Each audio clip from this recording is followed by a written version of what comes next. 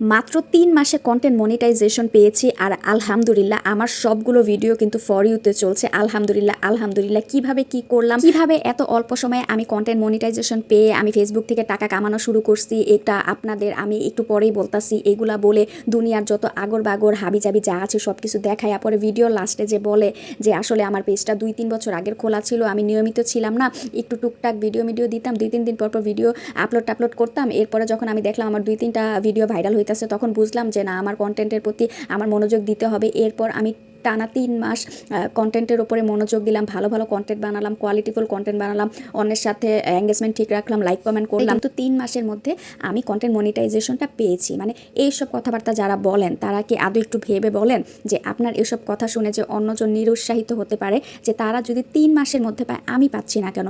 ভাই, আপনারা 3 মাসের মধ্যে কন্টেন্ট মনিটাইজেশন পেয়েছেন, হ্যান ত্যান 1 মাসে পেয়েছেন, 2 মাসে পেয়েছেন, এইগুলো বলার আগে আপনাদের তো এইভাবে বলা উচিত যে আমি আগে থেকেই অনেক কষ্ট করে এই পর্যায়ে এসেছি, অনেক ধৈর্য ধরে এসেছি। কারণ ফেসবুকটা একমাত্র এমন একটা জায়গা যেখানে আপনার শুধুমাত্র ধৈর্য ধরতে হবে। ধৈর্য ধরে আপনি অনেক দূর পর্যন্ত আগাতে পারবেন। 1 মাস, 2 মাস, 3 মাস আসলে কোনো ব্যাপার না। হ্যাঁ, অনেক পেজ আছে কিছু কম সময়ে তারা ফেসবুকে অনেক বেশি গ্রো করে, কিন্তু তাদের ক্ষেত্রে বিষয়টা অন্যরকম। মানে তাদের কোয়ালিটি বলেন, ক্যামেরা ব্যাকগ্রাউন্ড বলেন, ভয়েস বা সব কিছু, মানে তাদের কাজটাই শুধু ফেসবুক নিয়ে। তারা এই প্ল্যাটফর্মে একটু কম সময়েও ভালো কিছু করতে পারে, কিন্তু আসলে যারা একটু ধৈর্য নিয়ে বা রান্নার ভিডিও দেয় বা অন্য সব একটু মানে সময় সাপেক্ষ কিছু করে, তাদের জন্য এইগুলো খুবই ডিসঅ্যাপয়েন্টেডমূলক কথাবার্তা। আমার মতে যারা এসব কথাবার্তা বলেন তাদের একদমই সেটা বলা উচিত না, উল্টো তাদেরকে উৎসাহ করা উচিত। ধৈর্য নিয়ে যদি এখানে টিকে থাকতে পারে তাহলে তারা অবশ্যই অবশ্যই একদিন না একদিন সফল হবে, এইভাবে তাদেরকে উৎসাহ করা উচিত। যারা অনেক ধৈর্য নিয়ে এখনো এই প্ল্যাটফর্মে আছেন তারা আরেকটু ধৈর্য ধরেন, আল্লাহ অবশ্যই আপনার জন্য ভালো কিছু রেখেছে।